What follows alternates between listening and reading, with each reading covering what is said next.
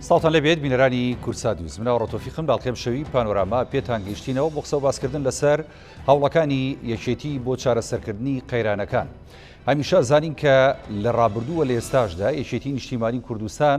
هۆکارێک بۆ یاخود فاکتێک بۆ بۆی کە ئەو کێشە و ئەو قەیرانانەی کە دێنە پێشەوە ڕوبەڕووی هەرێمی کوردستان و ڕوبەڕووی هاوڵاتیانی هەرێمی کوردستان دەبێتەوە و ڕوبەڕووی لایەن و بەشە جیاجیەکانی هەرێمی کوردستان دەبێتەوە فاکتەرێکی گرنگ بە یەکێتی لە چارەسەرکردنی ئەو قەیران و کێشانەی کە دێنە پێشەوە. یەکێتی نیشتیمانی کوردستان هەمیشە لە ڕابردووە لە ئێستاشدا هەوڵەکانی بەو ئاراستەیە کە ئەگەر ڕەوشی هاوڵاتی خراپ بێ بەرەو باشی بەرێت، ئەگەر ڕەوشی ئاسایش خراپ بێ بەرەو باشتر و باشترینی بەرێت، ئەگەر ڕەوشی ئابووری خراپ بێت هۆکار بێ و فاکتەرێکی گرنگ بێت لە چارەسەرکردنیدا. ئەگەر پەیوەندیەکان لە ئاستێکی باشدا نەبن لەگەڵ لایەنەکان لەگەڵ بەغدا یەکێتی نیشتیمانی کوردستان هەمیشە هەوڵی داوە کە هۆکارێک بێت یاخود دەرچەیەک بدۆزێتەوە بۆی کە لێەوە ئاسۆیەشی ڕوون هەبێت بۆ چارەسەرکردنی ئەو گرفتانەی کە ڕوبەڕوو دەبێتەوە. ئێستا بینین کە لە چەند ڕۆژی ڕابردوودا ینی ناوچەکە بەگشتی لە هەندێک لە شار و شارۆچکە لێرە و لەوێ ناڕزای دەربڕین هەیە و خۆپشاندان هەیە و هەوڵەکانی یەکێتیش بە ئاراستەی نەرمی چارەسەرکردنی ئەم کێشانەیە و ئەبینین یەکێتی نیشتیمانی کوردستان لەسەر ئاستی باڵا وەفدێکی بە سەرۆکایەتی هاوسەرۆک کاک شێخ لاهور لە بەغدایە بۆ کۆبوونەوە لەگەڵ لایەنە سیاسیەکانی عێراق و هەرسێ سەرۆکایەتیەکەی عێراق بۆ چارەسەرکردنی کێشەکانی هەرێمی کوردستان کە لە نێویاندا موچە و بودجە و شایستەدارایەکانی هەرێمی کوردستانە. بە ئاراستەیەشی دیکە بینین کە هەمیشە وەفدەکان لە حکوومەت هەرێمی کوردستانەوە دەچێتە بەغدا بە سەرۆکایەتی بەڕێز قوبات تاڵەبانی جێگیری سەرۆکی ئەنجومەنی وەزیرانی حکوومەتی هەرێمی کوردستانە کاویش بۆ چارەسەرکردن و گفتوگۆکردنە لەگەڵ بەغدا بۆ گەیشتن بە ڕێکەوتنێک لەسەر شایستەدارایەکانی هەرێمی کوردستان. هەر بڕیاریشە کە بەیانی وەفدێکی باڵای حکوومەتی هەرێمی کوردستان بە سەرۆکایەتی بەڕێز قوبات تاڵەبانی جێگیری سەرۆکی ئەنجومەنی وەزیران بچێتە بەغدا بۆ ڕێکەوتن و گەیشتنە چارەسەری کۆتایی و تەواوکردنی گفتوگۆکانی پێشوو لەگەڵ بەغدا سەبارەت بە بودجە و موچەی فەرمانبەرانی هەرێمی کوردستان و هەروەها شایستەدارایەکانی هەرێمی کوردستان لە پرۆژە یاسای بودجەی ساڵی 2021 عێراق. هەوڵەکانی چەند ڕۆژی ڕابردووی یەکێتی نیشتیمانی کوردستان بە ئاڕاستی کۆبوونەوە لەگەڵ لایەنە سیاسیەکانی هەرێمی کوردستان، پارتی دیموکراتی کوردستان و بزوتنەوەی گۆڕان و ئەم ڕۆژ کۆبوونەوەی هەرسێ لایەنەکە لە سەرۆکایەتی هەرێمی کوردستان یەکێکە لە هەوڵەکانی دیکەی یەکێتی نیشتیمانی کوردستان و ڕۆڵێکی گرنگی هەبووە لە بە ئەنجام گەیاندنی ئەم کۆبوونەوانە. یەکێتی تا چە نەتوانێت ینی بەشێک بێت لە چارەسەری قەیرانەکانی هەرێمی کوردستان. ئەو ڕێگایانە چین کە پێویستە یەکێتی نیشتیمانی کوردستان لە ئێستادا بیگرێتە بەر هاوشان لەگەڵ لایەنەکانی دیکە بۆ دەربازبوون لە قەیرانە قورسەکان کە هەرێمی کوردستان تێکەوتووە. ئێمە ئەم شەو لەو بارەیەوە گفتوگۆکەین بە میوانداری کاک فەهمی بورهان ئەندامی ئەنجومەنی سەرکردایەتی یەکێتی نیشتیمانی کوردستان کە لە ستۆدیۆ لەگەڵمانە. کاک فەهمی بەخێربێت. زۆر سوپاس. سەرەتا ئەمەوێ ڕوئیای بەڕێز وەکو ئەندامی ئەنجومەنی سەرکردایەتی یەکێتی نیشتیمانی کوردستان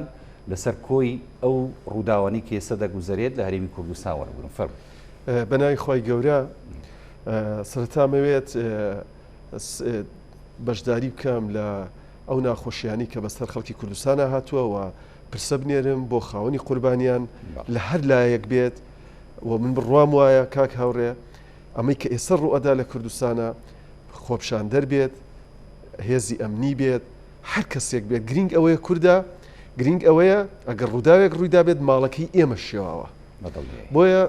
بەشدارم لەم ناخۆشیە و بەناوی یەکێتی نیشتیمانی کوردستان و سەرخۆشی ڕائەگەێنم و بەڕاستیش یعنی ئەمە نەدڵخوازی ئێمەیە و پێشووتر لە بارودۆخی سیاسی چەند نیگەران بووین، ئێستا کە نیگەرانیەکانمان زیاتر بووە و ئەمەی کە ڕوئەدات لە ڕاستیە هەرگیز جێی دڵخوازی ئێمە نەبووە. ئێمە چاوەڕێ بووین هەمومان لە کوردستان بە جیاوازیەکانمانەوە هەرێمێک بینا بکەین لەم هەرێمەیە هەموو هاوڵاتیەکی کوردستان خاوەن شخصیت بێت، هەموو هاوڵاتیەکی کوردستان سەربەرز بژێت و هەموو هاوڵاتیەکی کوردستان بە کۆی ئەو ئامانجانەی بگات کە شایستەی نەتەوەیەک بێت کە بە درێژایی مێژوو خێنی لێڕژاوە بۆ بەدیهاتنی ئامانجەکانی بە درێژایی مێژوو هەوڵ و کۆشەکانی بووە کە ئاواتەکانی بێتە دی بەبێ ئەوەی چاوی لەوە بێت دەستدرێژی بکاتە سەر حەق و مافی هیچ نەتەوە هیچ کەسێکی تر کە لەگەڵی ژیابێت یا خود دراوسی بووبێت. کاگەڕێ ئەگەر بەوردی پانۆرامای ئەم ڕووداوانە من بیخەمە ڕوو پێم وایە یەکێتی نیشتیمانی کوردستان لە 10 ساڵی ڕابردووە بە ڕێگەی جیاواز بە ئوسلوبی جیاواز بە بەردەوامی تاکیدی لەوە کردوێتەوە ئێمە هەرێمێکین لە عێراق. ئێمە خەڵکی کوردستان لە ساڵی 2005 بەشداری کرد لە ڕاپرسیەکە بۆ دەستورێک کە خۆمان نووسیمانەتەوە کە خەڵکی کوردستان بەشدار بۆ لە نووسینەوەی بەپی ئەم دەستورە کە شەرعەتێکی نێودەوڵەتی هەیە ئێمە بەشێکین لە عێراق. مادام ئەم دەستورە لە ڕێگایەوە بەشێک بین لە عێراق بە بێگومان دەبێت کۆی هەوڵەکانیشمان بۆ چارەسەرکردنی گرفتەکانمان بەشێک بێت لە چوارچێوەی ئەو دەوڵەتی کە پێوتری عێراق. لە 10 ساڵی ڕابردووە بە بەردەوامی ئێمە وتومانە دەبێت بۆ چارەسەرکردنی کێشەکانمان بگەڕێنەوە عێراق و بە زمانێکی هێمن گفتوگۆ بکەین و نابێ خرور بین و دەبێت تێبگەین لەوەی کە هەرێمی کوردستان تاوکو ئەم تۆقیتی کە ئێمە تایە ئەژین و نازانین بۆ داهاتوو چی ئەبێت بەپی هەموو عرفێک یاخود بەپی هەموو یاساکی نێودەوڵەتی بەشێکە لە عێراق لە دەروی ئەم چوارچێوەی هەر هەنگاوێک بنین بە بێگومان زەرەرەکەین. یەکێتی نیشتیمانی کوردستان بە بەردەوامی تاکیدی کردوێتەوە ڕێگەی چارەسەربوونی کێشەکانی خەڵکی کوردستان جا کێشەی سیاسی بێت کێشەی سەربازی بێت یان کێشەی اقتصادی بێت بەغدایە و ئەم بابەتەمانەی ئەوە نییە ئێمە پشتمان لە پرەنسیپەکانی خۆمان کردبێت. ئەم بابەتەمانە یەکسان نییە بەوەی کە ئێمە خەباتی ڕەوای خۆمان لێون بوو بێت پاشە کشەمان کردبێت لەو بیر و باوەڕانی کە بڕوامان پێێتی نەخێت. ئەمە پێمان وا بۆ لەم ڕێگەی و خزمەتی زیاتری ئەم بەهایانی خۆمانەکەین. بەڵام بەداخەوە هێزیش هەبوو لە کوردستانە هەمیشە بە زمانێکی زبر بە خیتابێکی تون بە جۆرێک لە نیشاندانی فشار هەوڵی داوە بە خەڵکی کوردستان بڵێت لە ڕێگای هەندێک دروشمینەتەوەیەوە کە بڵێ نەخێر ئێمە ناگەڕێنەوە بۆ بەخا ئێمە خۆمان نەتوانین کێشەکانمان چارەسەرکەین وەحاڵ من پێم وایە وەختی ئەوە نییە ئێمە بڵین چێ وای کرد بەقەدەوەی کە بڵین ئێستا گرفتێک هەیە بە خەڵکی کوردستانی ڕوونەکەینەوە بە بەردەوامی ئەم یەکێتیە پێی وابوو ئەم کێشانە هەمووی بە خۆمان چارەسەر ناکرێت ئاساییە و یاساییشە ئەگەر ئێمە لە ڕێگەی بەغاوە هەوڵی چارەسەرکردنی ئەم کێشانە بدەین. سەر و کۆمارمان هەیە وەزیرمان هەیە بەشێکین لە ئەنزیمەی فەرمانڕەوایی لە عێراقا بۆی حاڵەتێکی نۆرمالە گفتوگۆش بکەین. علاقاتی فراوانی سیاسی شەیە لە نێوان یەکێتی نیشتیمانی کوردستان و لایەنەکانی دیکە لەگەڵ لایەنە سیاسەکانی عێراق بەڕاستی بە بەردەوامی یەکێتی نیشتیمانی کوردستان پەیوەندێکی تەندروستی هەبووە بە بەردەوامی لە دانیشتەکانی خۆمانە لەگەڵ کۆی هێزە سیاسەکانە ئەمەمان ڕوون کردێتەوە. ئەمە هەتاکو ئێستاکە گەیانمانی بەم ڕۆژگار ئێمە پێمان وایە ئەوەی کە ئەمڕۆ حکوومەت هەرێمی کوردستان و سەرۆکایەتی هەرێم کردیانە بڕیار کە ئەم وەفدانە بڕاتەوە بۆ بەغا و وەزارەتی دارایی حکوومەتی هەرێمی کوردستان کە ڕایگەیان ئێمە وەڵامی نامەکەی وەزارەتی دارایی حکوومەتی عێراقی دایەوە کە بەوەی کە ئێمەش رازین بە پابەندن بەم یاسای قەرزە ئەمە لە بیدایەتەوە ئەگەر ئەمیان بوو تا بە بێگومان دۆخەکە من پێم وایە سەهەلترە بوو و ئەهوانتریش کێشەکان چارەسەرکرا. هەر چۆنێک بێ ئێستا یەکێتی نیشتیمانی کوردستان لەم بارودۆخەیە هەوڵ ئەدات لە کۆی ئەو دەرگایانە بدات کە بەڕووی ئێمە یاداخراون لە بەرەوەکاری بێن هەموو ئەو کۆدانە بکاتەوە کە پەیوەندی سیاسی ئێمە لەگەڵ هێزە سیاسەکانی عێراقا بە هێزە سیاسەکانی عێراق و ئەمان بەستێتەوە. ئێستا کە ئێمە بۆ چارەسەرکردنی ئەم کێشەیە وەفدێکمان لە مەکتەبی سیاسی بە سەرۆکایەتی جەنابی کاک لاهور لە بەغدایە. ئەم وەفدە وەزیفەی سیاسی هەیە وەزیفەی حکومی نییە چۆتە بەغدا لەگەڵ دۆستەکانمانە لەگەڵ مستەفا کازمیە لەگەڵ هەر کەسێک کە ئومێدی ئەوەی هەبێ بڕای بە دیالۆگ و بە گفتوگۆ هەبێت ئەچین لەگەڵ یانە دانوستانەکە و دانوستانیشی کردووە. لەسەر ئاستی عێراق وتومانە کە ئێمە هاتوون کێشەکان چارەسەرکەین هاتوون تێتان بگەێنی خەڵکی کوردستان نیگەرانە هاتوون بڵێن بارودۆخی خەڵکی کوردستان بارودۆخێکی دژوارە یعنی ناکرێت لەم هەرێمەیە دوو مانگە خەڵک موچەی وەرنەگرتووە بەڵام بە یەک مانگ دوو موچە لە حکوومەتی عێراقی ئەدرێن. ئایا گەلانی عێراق لە خەڵکی کوردستان زیاتر باجی ئەم ئازادی ئێستا عێراقیان داوە ئایا بە ئەندازەی ئێمە زیاتر باجی شەڕی دژی داعشیاندا بۆ دەبێ ئێمە لە مافا تەریک بین بەڵام لە ئەرکا شەریک بین. لە ڕاستیە ئەمە پێمان وایە چەندێکی پەیوەندی بە حکوومەتی عێراقیەوە بە ئەندازی ئەوەش خۆمان لە کوردستانە نەمانتوانی معادلاتی سیاسی ناوچەکە بخوێنینەوە نەمانتوانی هەلومەرجی گۆڕاوی ناوچەکە و موقعی کورد لە گۆڕانکاریەکانەوە خۆی ببینین. بۆیە زۆر جار وێنەی خەڵکی کوردستان و دەسڵاتی کوردیمان زۆر لەوە گەورەتر پیشاندای پیشانی شەقامی کوردی و پیشانی دەوڵەتی عێراقیەدا بۆیە سەرنجام ئومێد دەکەوتەوە. پێم وایە ئەم هەوڵانی ئێستای بەغا هەندێک ئاماژەی تایە کە پێمانەڵێت حکوومەتی عێراقی ئێستاکە ڕایگەیان لە دوای ئەم دانیشتانی کاگلاهور و مەکتەبی سیاسی ئێمە لەگەڵ مستەفا کازمی و لەگەڵ لایەنە سیاسیەکانی عێراقیە داوایان کردو وەفدێکی تری هەرێمی کوردستان بڕاتەوە گفتوگوی لەگەڵا بکەن. وەفدەکەش بەیانیە چێت بە سەرۆکایەتی کاقوباد بۆ بەغداد. جارێکی تر وەفدەکە ئەچێت ڕاستە وەفدەکە حکومیە، بەڵام ئێمە بەڕاستیش بە شەقامی خۆمانەڵین کاقوباد ئەندامی سەرکردایەتی یەکێتی نیشتیمانی کوردستانە لە 6 مانگی ڕابردووە هەوڵی زۆری داوە، یعنی گفتوگوی زۆر باشی کردووە، بەڵام زۆر جار ئەم گفتوگویانی ئەم کە دەرئەنجامی کێشەی 10 ساڵی ڕابردووە ڕەنگە بە 3 مانگ چارەسەر نەکری، یا ڕەنگە لایەنێک هەبێت زۆر متعاون نەبێت بۆ چارەسەرکردنی ئەم گرفتانە. هەر چۆنێک بێت ئێمە پێمان وایە هەوڵەکانی ئێمە لە بەغداد هەمووی بەوازحی بە خەڵکی کوردستانی ئەڵێین، چەندها بوو ئەوەیە شایستەدارایەکانی هەرێمی کوردستان و خەڵکی کوردستان دابین بکرێت. گەنگە لەم قۆناغەدا ئەوەیە بە حەقەت یانێک و جەناب دامەژەت پێدانی مەسلەی موچە لە پێش هەموو کێشەکانەوە کە ئێمە ڕاستە کێشەی سیاسی یاخود کێشەی یاسایی یاخود کێشەی ناوچە و سنوورمان لەگەڵ بەغدا هەیە، بەڵام ئەوەی کە ئێستا بە ئاراستەی کارکردنە موچەیە. بەڵام من ئەمە یەک پرسیاریکە لە بەڕێز بکەم کاک فەهمیانی، جەناب دامەژەت بۆدا کە هەمومان و خۆمان بەرپرسین لەوەی کە زۆر جار ئەم دۆخە لە هەرێمی کوردستان دێتە پێشەوە، ڕاستە کە دەڵی خۆمان یانی یەکێتی نیشتیمانی کوردستانیش بە دەرناکەی لەمە. منە بە پرسیارەکە بۆ ئاراستەیە بکەم، تاوانەمە خەڵک یانی زۆر جارم گلەیەکە دەڵێ یەکێتی نیشتیمانی کوردستان خۆی کە بەشێکە لە حکوومەتی هەرێمی کوردستان، یعنی ئەویش بەشێکی بەرەکەوێت لەوەی کە زۆر جار کێشەکان بەم ئاراستەیە دەگات. بەڵام ینی گرنگ لێرەدا ئەوەیە ئێستا ئەو هەوڵانەی کە لەسەر ئاستی حیزبی لەلایەن یەکێتی نیشتیمانی کوردستانەوە دەدرێت، ئەتوانین بڵین ئەم ڕێی خەڵک پێچەوانە دەکاتەوە کە نەخێر یەکێتی ئەگەر لە ژێر فشاری هەندێک لایەنیش بێ لە هەرێمی کوردستان، ینی ئەو دەرچەی خۆی لەگەڵ لایەنەکانی دیکەی عێراقدا ناخە بۆ چارەسەرکردنی ئەم کێشەیە. بە بێگومان نەک ئەم دەرگایانەماندانە خستووە، پێمان وە بۆ هەموو ڕێگەیەکی یاسایی شەرعیە بۆ ئەوەی خەڵکی کوردستان لەم بارودۆخە تێپەڕێنین. یعنی زۆر وازحە وەفدەکەی ئێمە لە بەغدایە، ئێمە دانانیشین شی بکەینەوە تەحلیلی بکەین، بڕۆین یان نەڕۆین، قەلق بین یان قەلق نەبین، ئێمە بە سراحەت ڕامانگەیاندووە شاڕی چارەسەربوونی کێشەکانی هەرێمی کوردستان لە بەغدایە. هەر کەسێک لەگەڵ یەکێتی بێت ئێمە بە بێگومان ئەتوانین دو ئامانجەکان بیهێنینەدی. دیارە ئەم قسەی من بەبێ کێش و گرفت نییە کاگاوڕێ. ئێستا کەش لە ناو ئەحزابی سیاسی عێراقی شاوێنەیەک دروست بووە کە زۆر لە هێزە سیاسیەکان ڕازینین بۆی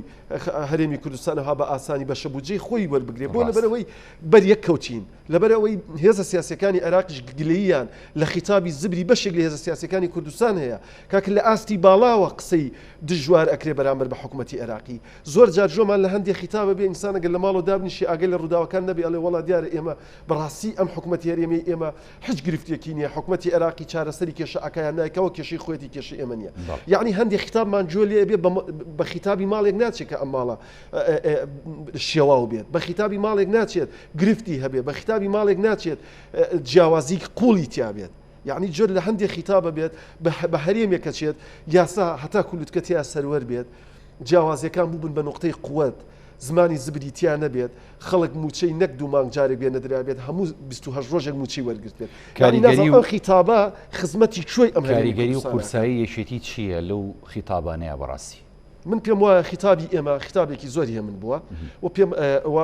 ئەمە دوم جار بۆ سەر ئەو خیتابە زبرانی کە ئەڵێ بەرامبەر بە بەغدا و بە هەندێک لایەنی بەغدا چوونی وەفدی ئێمە بۆ بەغداد گفتوگۆمان لەگەڵ لایەنە سیاسیەکان وەکردنەوەی دەرگایەکی تری گفتوگۆ بەڕووی هەرێمی کوردستانە و جارێکی تر ئێمە ناردنەوەی کارکتەرەکانی خۆمان لە حکوومەت بۆ بەغداد هەمووی بەشیەکان لەو خیتابەی کە یەکێتی هەیەی بۆ چارەسەرکردنی کێشەکان. و من بڕوام وایە ئێستاکە خۆشبەختانە گۆڕانکاری بەسەر زیهینەتی بەشێک لە هێزە سیاسەکانی تریشا هاتووە و ئەوانیش ئێستا کە باشتر لە ڕابردوو لەو ڕاستی تێگەیشتون کە دەبێت ئێمە بگەڕێنەوە بۆ بەغا بۆ چارەسەرکردنی کێشەکانمان. کاک هاوڕێ گەڕانەوە بۆ بەغا بۆ چارەسەرکردنی کێشەکان یەکسان نییە بە تەسلیم بوون، گەڕانەوە بۆ چارەسەرکردنی کێشەکان بۆ بەغدا یەکسان نییە بە تەسلیمکردنەوەی هەرێمی کوردستان. هەرێمی کوردستان خۆی لە ئەساسا خەڵکی کوردستان دەنگی داوە بەشێک بێت لەم عێراقا، کە بەشێک بین لەم عێراقا دەبێت کێشەکانیشمان بەشێک بێت لەم عێراقا. دوجار لە دەرگا و دەواازەکانی تریشماندا بۆ چارەسەرکردنی کێشەکان نەمانتوانی، حاڵەتێکی تەواو نۆرماڵە، دەبێت ئێمە لە خەڵکی خۆمانی نەشارینەوە. ناکرێت بۆ شەقامی عەرەبی خیتابێکمان هەبێت، بۆ شەقامی عەرەبی قسەیەکمان هەبێت، بەڵام بۆ خەڵکی کوردستانیش قسەیەکی ترمان هەبێت. دەبێت ڕاست و ڕەوان بین بۆ خەڵکی کوردستان چی ئەڵێین و دەبێت بۆ شەقامی عەربی و بۆ هێزە سیاسەکانی عێراق و بۆ دەسەڵات لە عێراق شامان قسەمانە بێت یەکێکی ئەمەی کردووە لە بیدایەتەوە ئەمەمان کردووە یعنی تەماشاکە ئێمە بە جۆرێک پەیوەندیەکانمان لەگەڵ حکوومەتی عێراقیە خراپ بوو لە شەڕی داعش ئامادە نەبوون گفتوگۆ بکەین لەگەڵ یەکتریا کەس دوژمنێکی هاوبەشی هەردوو لامان بوو نازانم حکمت لەمەیە چییە ئێمە نەتوانین لەگەڵ دەوڵەتێکە ڕێک بکەوین کە ئەم دەوڵەتە خۆمان بینامان کردێتەوە سەر و کۆمارەکەی کووردە وەزیرەکانی کوردن مدیر عاممان هەیە هێزی سیاسی هەیە بۆ بەدەستهێنانی پلەپۆست هیچ گرفتێکی نییە دەیان گفتوگۆ ئەکات بەڵام بۆ پرسی موچە ئەنواعی گرفت دروستەکە بۆی ئەم گفتوگۆیە نەکرێت بۆیە من بەش بە حاڵی خۆم پێم وایە بۆ ئەوەی هەرێمی کوردستان لەم بارودۆخی کەتیایەتی ڕزگاری بکەین بۆی چیتر من کاکاوڕێ نەک مەقەڕێکی یەکێتی مەقڕێکی پارتی ئەبینم ئەستێ مەقڕێکی کۆمەڵە بینم ئەستێ لە ناخەوە پێی ئازارە چێژم یعنی ئەمە قسەیەکی گشتیە بۆ هەموو هێزە سیاسەکان بۆ دەبوو ئەم هەرێمە بگاتە ئەم بارودۆخی ئێستا تایەتی پرسیارە جدیەکە ئەوەیە یعنی خۆ ئەگە قسە لەسەر ئەوە بێت دەبێت بەسەڵاحەت من ئێڵێم گلەکە دەبێت زیاتر لە پارتی بێت دوایی لە یەکێتی و گۆڕان بێت عنی سوستانی بارەگای حزبی شوعی بووە سوستانی بەڕێوەبەرایەتی پەروەردە بووە سوستانی ینی دەبێت پرسیار بکەین ماڵی قایمقام شارە زوور بوو ئەمە دەبێت ئەم پرسیارانە لە خۆمان بکەین و دەبێت بزانین خەلەلەکان چیە چارەسەری بکەین هەر ئەو هاوڵاتیە بوو دیفاعی لەم هەرێما کرد هەر هاوڵاتیە بوو لە شەڕی داعش ئەم هەرێمەی پاراست بۆیە دەبێت ئێمە بەهێمنی لەگەڵ خەڵکی خۆمانە تەعامل بکەین دەبێت ئەم خەڵکە بە خەڵکی خۆمان بزانین دەبێت یەکێتی ئەمە ڕوئایەتی دەی هەر ئەو هاوڵاتیە شەیستە چاوەڕێی یعنی بڕیار و هەڵوێستە بیێرانەکانی یەکێتی نیشتیمانی کوردستانە بۆی کە بزانێ لەم قۆناغە سەختەدا چۆن بەتەنگ ئەم هاوڵاتیەوە دەچێت و چۆن دەتوانێت ژیانی ڕزگار بکەوە چۆن دەتوانێت ئەم دۆخە بگەڕێنێتەوە دۆخی ئاسایی پێشوو بەڕاستی ئەمە طبعا ئەمە هەم پرسیارێکی جدیە تەماشاکە کاگاوڕێ خی گەورە لە قورئانە ئەفەرمێت ئەطعمهم من جوع وآمنهم من خوف لە ڕووی برسێتی و هەژاریەوە دابینی بکە دواییش ئەمن و ئاسایشی بۆ دابین بکە یعنی ئەمنی خۆراک لە پێش ئەمن و ئاسایشی جەستەییشەوەیە یعنی من هاوڵاتیانی کوردستان دڵنیە ئەەکەمەوە ئەم وەفدی ئێمە کە لە بەغایە دانیشتنی زۆر باشی کردووە یعنی من ئاگام لە کاگلاهورە و لە حیوارین سەرکردایەتی یەکێتی هەمومان و ئاگام لە جمجۆڵەکانی کۆتایی پێ ناتۆ نەخێر سەردانەکەش کۆتایی پێ ناتۆ ئاگامان لە جمجۆڵەکانی کاک بافڵە جمجۆڵەکانی ئەبینین حیوارەکانی ئەبینین لەگەڵ کۆی هێزە سیاسەکانە و ئەزانین هەڵگری چی خیتابێک بووە تیمی حکوومەتی یەکێتی ژانی بەڕاستی ئەویش بە هەمان شێوە لە جوڵایە تیمی حکوومەتی یەکێتی ئەمە پێشتر ژوونمان کردەوە لە سێ مانگی ڕابردووە زۆرترین گفتوگۆی کردووە وم پێمان وایە ئەمە دەبێت خەڵکی کوردستان تحلیلی هەبێ بۆی یعنی دەبێت خەڵکی کوردستان لەمە تێبگات بە دڵنیاییەوە یەکێتی ئەوێت ئەم هەرێمە لەم قۆناغە تێپەڕێنین و ئێمە نەک ناحەیە گوندێک خانوێکی تیابستێت پێی نیگەرانە بین چووکی یەکەمین هێز بووینە کە گوندیان بە سەرمان ئاستاندووە لەمە تێ ئەگەین لەم ئازارە بۆ یەکێتی نیشتیمانی کوردستان ئێستاکە لە دانیشتنەکەی ئەم ڕۆژمانە وەفدەکەی ئێمە وەفدە سێ قۆڵێکە کە لە هەولێر دانیشتون کە کاک بافڵ نوێنەرایەتی یەکێتی کردوەتیایە بە زووترین کات ئەمە یەکەمین جارە بۆ مێژوو ئەیڵێم سەرۆکایەتی هەرێم کۆ بێتەوە بڕیار بدا بە یەک شەو ڕۆژ وەفدە بنێرێتە بەغا هەمان ئەو بڕیاریکە یەکێتی پێشتەواتە ئەمە کاریگەری و ڕۆڵی هەم یەکێتی هەم هاوسەرۆکانی یەکێتی دەرەخا بەڕاستی لەم قۆناغاستیارەدا بە بێگومان بێت چەند و چوون ئەمە نیشانی پەرۆشی یەکێتی و کاریگەری یەکێتیە ئەمە یەک دۆمیشیان بە سڕەحەت من ئەوە شەڵێم تێگەیشتنی برادرانی پارتیش بۆ ئەم مەسەلانە ئاڵگۆڕی بەسەرا هاتووە چۆن عنی بە بێگومان جاران گرفت دروستە بوو لە چوونی وەفد یان تاخیرە بوو ئێستا ئەوانیش هاوکارن بۆ ئەوەی ئەمە بچێتە سەر شاڕی خۆی عنی ئەمە نیشانی ئەوەی کە ئێمە خیتابمان کاریگەر بووە و ئەوانیش ئاڵگۆڕ بەسەر زیینەتیان هاتووە بۆ ئەوەی بتوانین و حاڵەتێکی نۆرمالی شەکا گاوڕێ بڕۆکە لە دنیای هەروە بووە جامدبوون خراپە جامدبوون خراپە یعنی ئێمە حاڵەتێکی زۆر تەبیعیە لە هەر جێگایەک هەڵەیەکمان هەبوو بە ئەندازەی هەڵەکی خۆمان سەرنجمان ڕابکێشرێ ئەمە بۆ یەکێتی ڕاست بێ بۆ کوی هێزە سیاسەکانی ڕاستار ئەو چەک بەستوی پێشوو بۆ گەیانوی بەم قۆناغی ئێستا کە ئێمە ئەو تا بۆ شێوەیە بینین بەڕاستی هەرێمی کوردستان ئێمە 10 ساڵە ئەڵین دەبێت کێشەکانمان لەگەڵ بەغا چارەسەر بێت کێشەی کەرکووک لە بەغا چارەسەر بێت کێشەی پێشمەرگە و موچە لە بەغا چارەسەر بێت کێشەی ناوچە کێشە لەسەرەکان لە بەغا چارەسەر بێت هیچ کێشەیەکی هەرێمی کوردستان لە پایتەختی وڵاتانی دراوسێ چارەسەر نابێت و ئەمە ڕاستترین و ڕەواترین خیتابە بۆ خەڵکی کوردستان ئەگەر هێزێک پێچەوانی ئەمە بجوڵێتەوە ئەگەر هێزەکەی خۆشم بێت لەگەڵ شەقامی کوردی و لەگەڵ خەڵکی کوردستانە ڕازگۆ نابێت بۆ لەبەری ئێمە نەتەوەکەمان 10 ساڵ بەر لێستا هەموو هێنا سەر جادا دەنگیان بەم دەستورەدا ئەم دەستورە بوو بە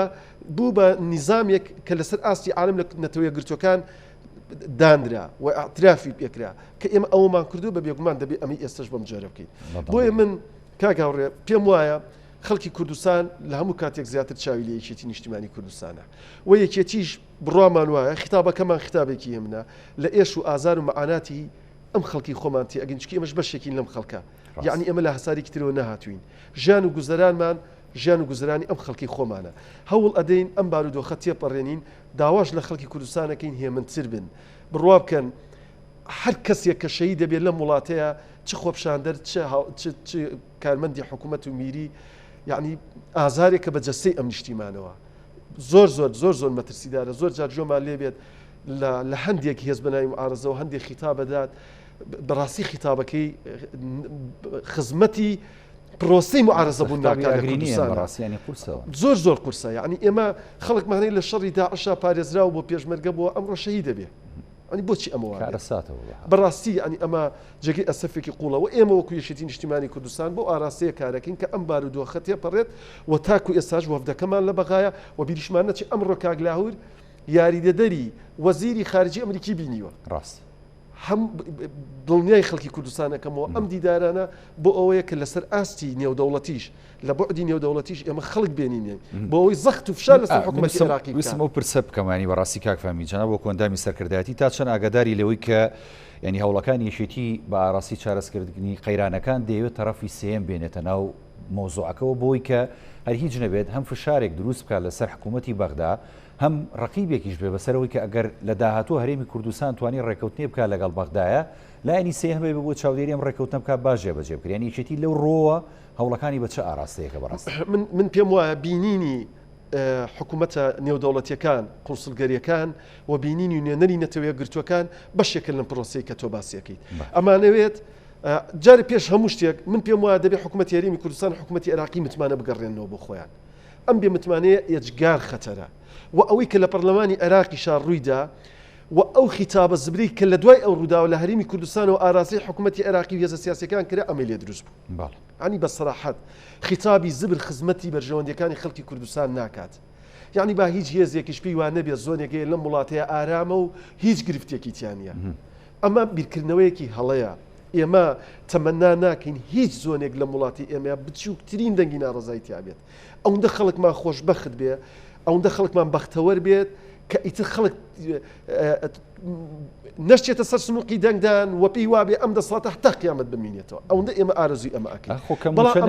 بۆ هەموو هەرێمی کوردستان نیە وایە ناکاکفامی خۆ بەڕاستی ئەو قسەی جەنابتە ئێستا تۆ کە موچە نایەت خۆ بەس بۆ منتیقەیە نییە کە موچە نایە بۆ هەموو هەرێمی کوردستانە دوجار ینی ناڕزایەکان کە هەیە لە هەموو هەرێمی کوردستانە بەڵام لە ناوچێک بۆ ناوچەیەش کە جیاوازە و فەرقەکە ئاراستەی یعنی دەربڕینی هاوڵاتی و نیشتیمانیەکان لە هەرێمی کوردستانە یعنی ئێمە خۆمان ئەزانین کاگاوڕێ بارودۆخەکە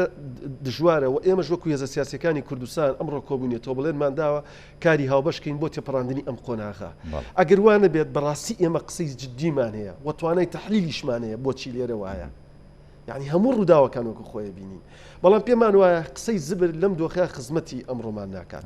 تەبایی و برایەتی بینی هێزە سیاسیەکانی کوردستان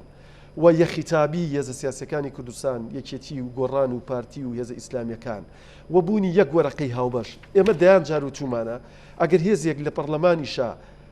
بۆ پێویست کورسیشی نەبوو کە وەرەقەیەکی باشیە بوو دەبێت گوێی لێ بژیرێت ئەمە نەهجی ئێمەیە بۆ دوجار ئەم هەرێمە هەرێمی هەمومانە هەرێمی یەک لایەن نییە و بە سەراحەتیش من ئەمە ئەڵێم بەشێک لەم ڕووداوانەی کە ڕوویداوە لە کوردستانە پەیوەندی بەوە هەیە کە یەکێتی نیشتیمانی کوردستان 21 کورسی هەیە لە پەرلەمانی کوردستانە ئەگەر هاوسەنگی بە شێوەیەکی دیموکراسی بگەڕێتەوە ئەگەر یەکێتی نیشتیمانی کوردستان لە پەرلەمانە لە جیاتی 21 کورسی 35 کورسی و 40 کورسی هەبێت بە بێگومان بارودۆخەکە ئەم جۆرە نابێت بە بێگومان جیاوازتر ئەبێت یعنی دەیان جار جۆمان لێ بووە پێگەێنەری سەرەکی حکوومەت بە سەراحەت ئەمیان و تۆ ئێوە 21 کورسیتان هەیە کەوابوو بەڵام پرسیارەکەەوە ئایا ڕادی کاریگەری ئێمە لەسەر کۆی هێزە سیاسیەکانی عێراق بە ئەندازەی 21 کورسی بووە ڕادی کاریگەریەکانی ئێمە بەڕ و بەڕووبوونەوەی مەترسیەکانی داعش و هەموو ئەوانەی کە ئەیانێ ئەم وڵاتە لە ناوبەرن لەسەر 21 کورسی بووە نەخێر بە بێگومان تاریخی یەکێتی و شخصیەتی و معنەوی یەکێتی و هاوسەرۆکی یەکێتی و مەکتەبی سیاسی یەکێتی و لەگەڵ سەرکردایەتی و کەوادری دیارە لەم وڵاتی ئێمەیە کاریگەریەکانی چۆنە هەر چۆن بێت ئێمە ئێستاکە ڕۆژگارێکی ناخۆش بەڕێ ئەەکەین بەداخەوە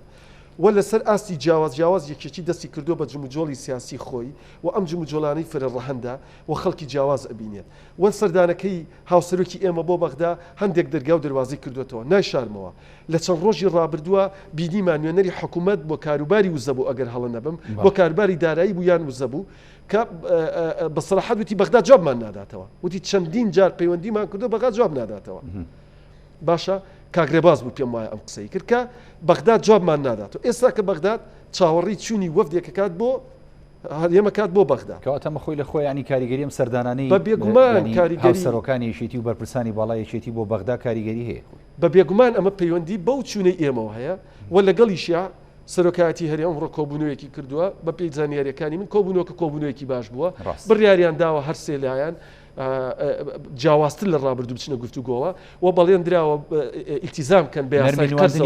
نەرمینیواننی ینی کاری ئیجابی تیا بووە هەر سێ لایەنەکە دیار بە بێگومان ینی ئەزانن بارودۆخ زۆر دژوارترە لەوەی کە هەیە لەگەڵیشیە بەپێی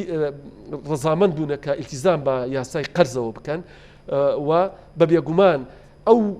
ڕێککەوتنەی کە لە بینی هەرێم و بەغدایە هەبووە بڕیار درراوە وەکو خۆی جێبەجێ بکرێت ئەمە ژەر هەنگاوێکی خەڵک تا چەند بەمە دڵخۆشە بێت چکە خەڵک بەڕاستی هەنگاوی خێرای ئەوێت ینی ئەم هەنگاوانش کە دەنرێت ینی لەوچێ کەندێک کاتی وێ بووی کە تۆ تا دەگەیتە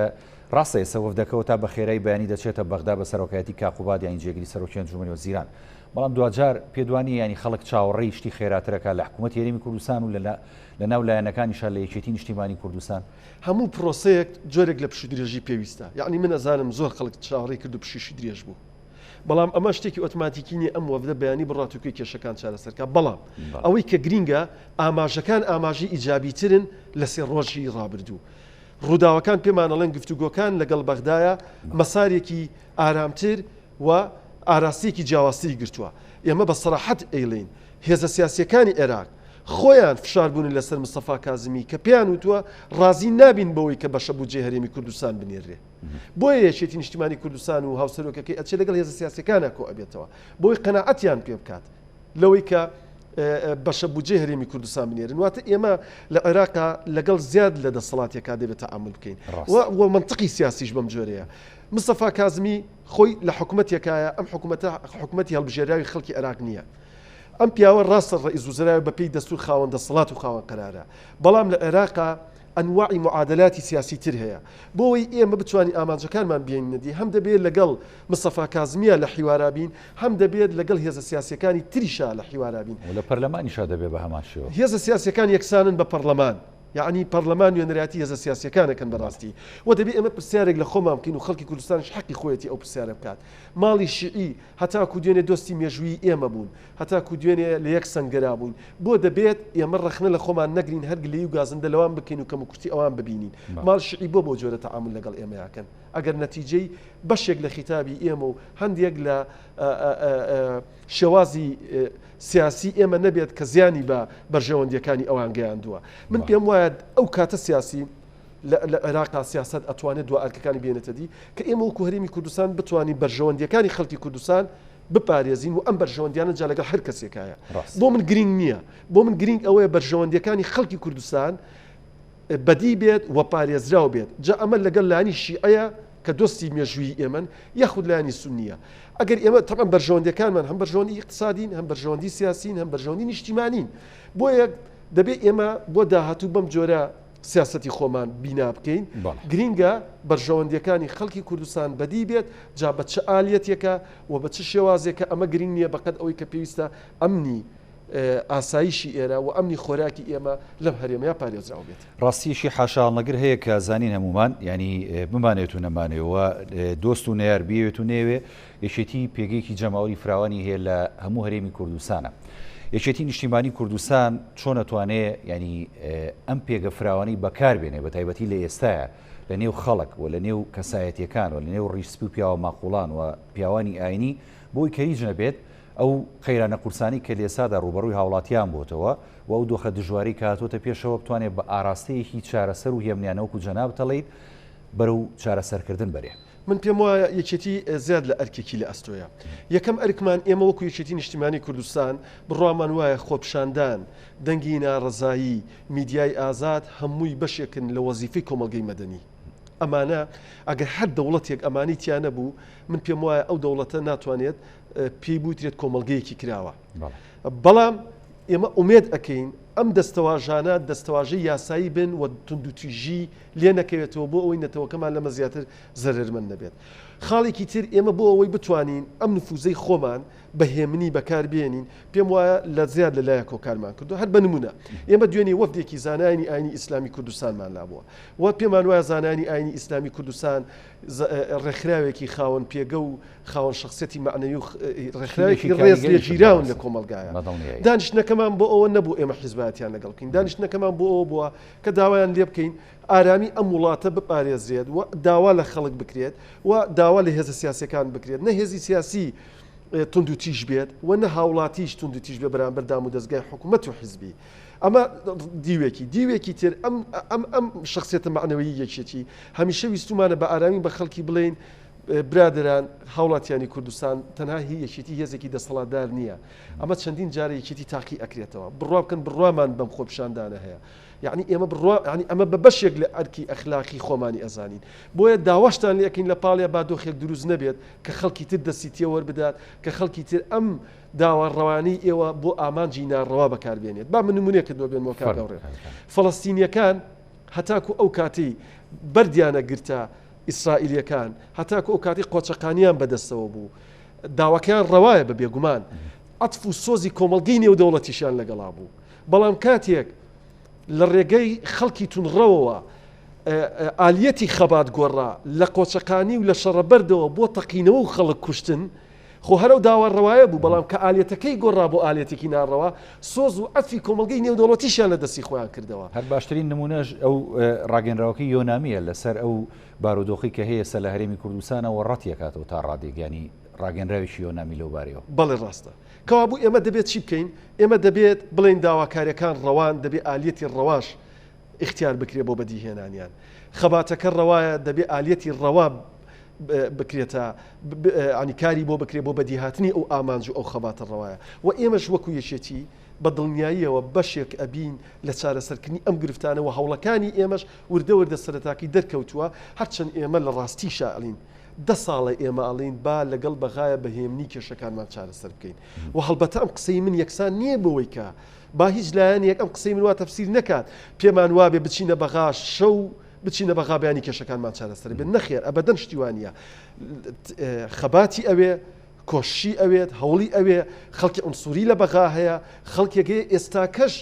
یعنی بە ئاواتی ئەوەی خەڵکی کوردستان ئەنفال بکات بەڵام خۆ بژێوی و نانی هاوڵاتیان لەم کاتەیە دابی نەکرێ بەڕاستی وەکو وتت بەبێ گومان یعنی ئێمە دەبێت خەباتی بۆ بکەین چکی دوجار لەوێوەیە و چەندێک دەرگا و دەواازەمان لە ڕووداخراوە بە ئەندازی ئەوش دۆستمان هەیە خەڵگێ پشتیوانیمانەکات خەڵگێ متعاتیفە لەگەڵ قەزەی ڕەوای نەتەوەکەی ئێمەیە بۆیە ئێمە وەکو یەکێتی نیشتیمانی کوردستان هەوڵەکانمان جۆرا و جۆرن و بڕوامان بە قەزێکە هەیە و بڕوامان بە جوڵانەوەی شەقام هەیە بەڵام جوڵانەوەیە کە خوێنی لێ نەڕژێ چونکە دوجار یعنی ئینسانێک کە خوێنی ڕژە ئەم خوێن ڕژانە بە گولە بێیان بەلۆکە بێت تو دوجار شانسی ژیان لەو ئینسانە وەرەگریتەوە کارێکی ناڕەوایە ئومێد ئەەکەم ئێمە هەمومان بتوانین ئەم نەتەوەی ئێمە ئەم بەشەی کوردستان لەم میحنەتە ڕزگار بکەین و هەوڵەکانی یەکێتی و هەوڵەکانی حکوومەتی هەرێمی کوردستان و هەوڵەکانی سەرۆکایەتی هەرێم بگاتە دوا مەنزڵ بۆەوەی بتوانین ئەم خەڵکی ئێمە لەم بارودۆخە نەجاتی بێت و دوجار نەتەوەیەکی هۆشیار بەرامبەر بە ئەرک و مافەکانی دروست بێت و ئەم نەتەوێت دوو ڕۆژتر لە ئینتیخاباتە دەنگ بوو کە سەبدات کە مەبەستێتی و لە ڕێگەی گەلێکی هۆشیارەوە ئەتوانین هەڵبژاردنێکی نزیهیش ئەنجام بدەین و لە ڕێگەی ئەو هەڵبژاردن و نوێنەرانی خەڵکی خۆیان دیاری بکەن بەڕاستی کاک فەهمی منەمێ لەسەر ینی ئەو چوونی وەفدە بە سەرۆکایەتی کاقوبا تاڵەبانی جارێکی دیکە پرسیارێ بکەمەوە هەمیشە کاتێک کە وەفد دەچوە بەغدا زۆرێک لە بۆ نمونە ئەندامانی ئەنجومەنی نوێنەران لە عێراق لەسەر فراکسیۆنە کوردستانەکان داوایانە کرد کە با پاڵپشتیکی سیاسی بەهێز هەبێت لە هەرێمی کوردستانەوە لەسەر جەملایەنەکان بۆ ئەو وەفدانی دێنە بەغدا بۆی کە بتوانن ینی گفتوگۆکانیان لەگەڵ بەغدا کاریگەر بێ و بە ئەنجام بگات بەڵام ینی خۆشبەختانە تا چەند ئەم جارە چوونی وەفدی هەرێمی کوردستان بە سەرۆکایەتی کاقوبات بۆ بەغدا بە پاڵپشتیشی بەهێزی هەرێمیەوە ئەبینیت کە دەچنە ئەوێ بۆی کە بتوان خاوەن قسەوە خاوەن بڕیار و یەکلاکەرەوە بن بۆ کێشەکان من پێم وایە دووشت لە بەرژەوەندی ئەم وەفدەیە دوو خاڵی زۆر گرنگ خاڵی یەکەمیان کاگلاهود لە بەغدایە و دوو ڕۆژە زمینەی هاتنی ئەم وەفدە ڕێکە خات ڕاست. و زۆر کۆدی کردەوە و زۆر دەرگای داخراوی کردەوە و دەریشکەوت آخر پۆستی لە فەیسبوک کاگلاهود بخوێنەوە یعنی هەندێک ئیجابیاتی زۆری تایە گەشتبینی بەڵێ پێوەیە دووەمیشیان ئەم ڕکۆبوونەوەیەکیش کراوە لەسەر ئاستی لووتکە ڕاستە من خۆم هەندێک سەرنجمەیە بەڵام دیوە جوانەکانی کۆبوونەوە کە شەبینم ئەوەی بەغدای ئەمەی هەرێم وەفدێکە وەفدی بڵین کاک پاڤڵ بەشداری تیا کردو و وەفدی لووتکەی هەرسێ هێزەکەی تیا لە سەرۆکایەتی هەرێم ئەمەش جارێکی تر شانسێکی باشە و من پێشم وایە جنابی کاک دکتۆر هەمیش لە جمو جۆڵایە لە بەغا ئەویش لە سەرۆکایەتی هەرێم لە سەرۆکایەتی کۆمار ئەم ماوەیە خەڵکی زۆر بینیوە و لەسەر ئەم بابەتانە قسەی هەبووە واتە زمینەی بەردەم وەفدەکەمان لە ڕووی سیاسیەوە ئارامترە و لە ڕووی سیاسیەوە بەهێزترە و مادام حکوومەتی عێراقی خۆیان گەشتنەوە قەنەعەتی کە جارێکتر بێن و گفتوگۆمان لەگەڵا بکەنەوە ئەمە جارێکی تر نیشانی ئەوەیە داتەوە کە وەفدەکەمان باشتر لە ڕابردوو ئەتوانێت ئەرکەکانی جێبەجێ بکات و من دڵنیام کاقوبات ئەگەر دڵنیان نەبێت لەوەی کە لەم چکی ئەو تێئگەل لە چوبارە دۆخیەکانی دڵنیام کاقوبات لەوە دڵنیان نەبوو بێتەوە هەوڵەکانی دوابڕیاری سیاسیە لە کوردستانە من پێم وایە ئەم مجازەفەی ناکرد سەرۆکایەتی ناکرد بۆیە هەم ئەبینێت لەوێ کاگلاهوری لێیە و هەمیش لێرە کاک پاڤڵ و کاک عومەری سەیعەلی و ئەمڕۆ جنابی سەرۆکی هەرێمیشی لێ بۆ هەموو ئەمانە بۆ ئەو کارتی بەهێزن ئومێدەکەم بتوانێت لە ئەرکەکانی سەرکەوتوو بێت و ئەم بارودۆخی کە هەیە تێپەڕین بارودۆخیش بە بڕوای من دەبێت شتێکی مسەکن نەبێت دەبێت عیلاجێکی بنەبڕ بێت و چیتر ناکرێت کاک هاوڕێ خەڵک لە 30 ڕۆژ زیاتر دواب بکەیە موچەکەی یعنی بەڕاستی لە هەر گۆشەیەکە و سەیری ئەەکەیت ینی زۆر قورسە لە هەرێمێکە لە عێراقێکە کە چەند دەوڵەمەنە خەڵکی هەرێمی کوردستان ڕۆژگارە ناخۆش و تاڵەکانی خۆیان بەڕێ بکەن بەڵێ ینی قسەیشی دیکە ئەمە ینی کە لە ڕابردوو زۆر باسەکرا مەسلەی ینی قواری هەرێمی کوردستان بوو ئەم شەیەتی نیشتیمانی کوردستان خۆی ینی وەکو هێزێکی کاریگەر لە سەرەتای دروستبوونی ئەم قوارەیەوە ینی بەشدار بووە و بەشێکی سەرەکی بۆ لە پێکێنانی ئەم قوارەیە و هەمیشە ینی بە هەموو هێزی خۆی و توانیوتی پارێزگاری لە قواری سیاسی و هەروەها دارایی مالی ئیتر هەر جۆریشی ناوەنەی هەرێمی کوردستان بکات یەکێتی نیشتیمانی کوردستان لە ئێستا و لە داهاتووشدا چۆن ئەتوانێت بەشێکی گرنگتر بێت لە پاراستنی قواری سیاسی هەرێمی کوردستان من پێم وایە ئێمە لە کوردستانە هەموو 4 ساڵ جارێک لە ئینتیخاباتین یەکەم هەنگاو دەبێت لە ڕووی دیموکراسیەوە یەکێتی نیشتیمانی کوردستان و خەڵکی کوردستان دەبێت بزانین یەکێتی نیشتیمانی کوردستان 21 کورسی بکاتە 28 کورسی بارودۆخی خەڵکی کوردستان لەمە باشتر ئەبێت بۆ لەبەرەوەی زەمەنی یەک خیتابی زاڵ بەسەر ئەچێت ئەمە زۆر گرینگە ئێمە لە هەرێمی کوردستانە هەتاوەکو 2009 دوو هێز بوو لە کوردستانە ئەم دوو هێزە هەردووکیان خاوەن نفوز و خاوەن قەرار بوون کاتێک هاوسەنگی هێز تێک ئەچێت با ئێمە لە خۆمان بپرسین لە 2009 تاکو ئەگاتە ئەم ڕۆژگارە کە سلەیمانی تاکو 2009 هیچ کایەیەک نەبوو لە کوردستانە و لە عێراقیشا پێشەنگ نەبێتایە لە کایی تەندروستی لە کایی پیشەسازی لە خوێندن و لە مەسلەی شەڕی نمونەی لە سلێمانیەوە ڕاگەیەندرا شەڕی خەدەمات لە سلێمانیەوە ڕاگەیەندرا هونەر و شای و هەڵپەرکێ لە سلێمانیەوە لە ڕووی بیناسازی لە ڕووی کەماڵی لە ڕووی خەدەمات و لە ڕووی سەوزاییەوە لە هیچ شتێکەوە تاکو 2009 هیچ بەشێکی عێراق بە کوردستانی شەو لە پێش سلێمانیەوە نەبوو لە نەتیجەی تێکچوونی هاوسەنگی هێز هەرێمی کوردستان گەیشت بەم ئاکارە و لە ناوی شە سلەیمانی لەم دۆخی ئێستایەتی ئێمە بەس ڕوونیەکەینەوە بۆ خەڵکی کوردستان ئەمە وەکو زمانی فشار بەکاری ناهێنین پێمان وایە دەبێت لە هەڵبژاردننی داهاتووە یەکێتی نیشتیمانی کوردستان لە ڕێگەی سنووقەکانی دەنگدانەوە ئەم واقعەت تێپەڕێنێت ئەمەش بە پشتیوانی خەڵکی کوردستانە بێت ئەمەش بەوە ئەبێت کورسیەکانمان زیاد بکەین لە پەرلەمان بارودۆخمان باشتر بێت و بەمە ئێمە ئەتوانین لە ڕاستیە ڕۆژگارە زێڕینەکانی خەڵکی کوردستان بگەڕێنینەوە و لەگەڵیشە هەمیشە وتومانە یەکێتی نیشتیمانی کوردستان سەرباری ئەوەی کە لە هەندێک شتیش پاشەکشەی کردووە بەڵام هەمیشە وەکو هێزێکی کاریگەر لە ساحەکەیە حزوری هەبووە و جۆ لێگیراو بووە و لە بەغا گوێی لێگیراوە لە هەرێمی کوردستانە خاوەنی ڕە بووە ئەگەر چیش زۆر جار بەداخەوە پێش کۆنگرە ئێمە خیتابمان زۆر جار جیاواز بووە لە ناوخۆی خۆمانە گرفتمان هەبووە هەموو ئەمانە وای کردووە کە شانسی ئێمە بۆ چارەسەربوونی هەندێک لە ڕووداوەکان زەعیف بکات بۆیە بە دڵنیایی وێشێتی وەکو هێزێکی خاوەن نفوز و هێزێکی کاریگەر لە کوردستانەوە ئەمینێتەوە و خیتابیشمان دوجار لە ئەوڵ تا ئاخری بۆ ئەوەیە کە ئەم هەرێمە بپارێزین چکی ئەم هەرێمە نمایندەی 45 ملیۆن ئینسانی کوردە تەنها نوێنەرایەتی 4 شار و 5 شاری کوردستان ناکات. ڕاستە نەمێت لە کۆتاییە ینی دوا سەرنج و دوا پەیامی کاکفەمی وران و کۆندامی ئەنجومەنی سەرکردایەتی یەکێتی نیشتیمانی کوردستان هەم سەرەتا بۆ هاوڵاتیانەوە بۆ کەسانی کە ئێستا خۆپیشاندانەکەن و بۆ یەکێتی خودی خۆی و بۆ ینی سەرکردایەتی لایەنە سیاسەکانی دیکەەوە بۆ حکوومەت یاریمی کوردستان و بەغداش ببیستین. من یەکەم کاک هاوڕێ خۆپیشاندان و هاتنە سەر جادە و جوڵەی شەقام بەشێکە لە زیندوێتی کۆمەلگا ئەمە خەڵک لە کوردستانە وشیارە داوان لێ ئەەکەم ئارامتر بن هەر کەسێک خوێنی لێ بڕژێ زەرێرێکە لە جستی ئەم نیشتیمانی ئێمە ئەکەوێت هەرچی ڕوویدا لە چەند ڕۆژی ڕابردووە بە ئەمە نقطە بێ و کۆتایی بم بارودۆخە بێت و هەوڵە سیاسیەکان خەریکە بە ئامانج ئەگات و لەسەر ئاستی هێزە سیاسیەکانیش بەدڵ هیوادارم زمانێکی هاوبەش بدۆزینەوە بە گفتوگۆ واز لە گرفتەکانمان بێنین لەسەر یەک مێزی گفتوگۆ دابنیشین یەک وەرەقی هاوبەش بکەینە استراتیژ بۆ داهاتوینەتەوەکەی خۆمان و دەست بکەین بە گفتوگۆیەکی جددی و بنیاد نەر لەگەڵ بەغدایە و پێشم وایە سەرەتای ئەم گفتوگۆیە دەستی پێ کردووە و دەبێ یەکێتی نیشتیمانی کوردستانیش سار نەبێتەوە لەم هەوڵانەی ئەگەر چیش هەوڵ هەیە دەبێت سار نەبێتەوە بۆ ئەوەی دو ئامانجەکانی خەڵکی کوردستان بهێنێتە دی چکە بەڕاستی مەشغوڵیان کردوین بە موچەوە بەڕاستی مەشغوڵیان کردوین بە بوجەوە ئەگەر نا هەموو هاوڵاتی کوردستان ئەزانێت خەڵکی کوردستان خەباتی نەکردنها بۆ موچە بۆ بوجە خەڵکی کوردستان خەباتی کرد بۆی کەرکووکی لەبیر نەچێتەوە بۆی مادی سەوچل جێبەجێ بکات بۆ ئەوەی برینی ئەنفال ساڕێژکە بۆی بینینی هەڵەبجە ساڕێژکە بۆ ئەوەی ئەم هەرێمەی ئێمە ببێتە نمونەی هەرێمێک لەسەر ئاسی دنیا خەڵک پەنجەی بۆ درێژکە تەرکیزمان نابێت تێک بدرێت لەوەی کە تەنها خەریکی بوجەم و چەبین بەڵام بەداخەوەیان کردووە ئێستا هەوڵەکان زیاتر بۆ ئاراستێن ئومێدەکەم چیتر خەڵکی کوردستان خوێنی نەڕژێت و هەمووی هێزە سیاسەکانی جدیتر بن بە ئاراستی چارەسەرکردنی کۆی کێشەکانی خەڵکی کوردستان بۆ هیواین سپاس بۆ کاکفەمی وران ئەندامی ئەنجومەنی سەرکردایەتی یەکێتی نیشتیمانی کوردستان کە لە ستودیۆ لە بەرنامەی پانۆراما لەگەڵ سپاس بەڵێ بینەرانی بەڕێز هەڵقەی شەوی پانۆراماتان پێشکەش کرا هەمیشە ساغ و سەلامەت بن خواتان لەگەڵ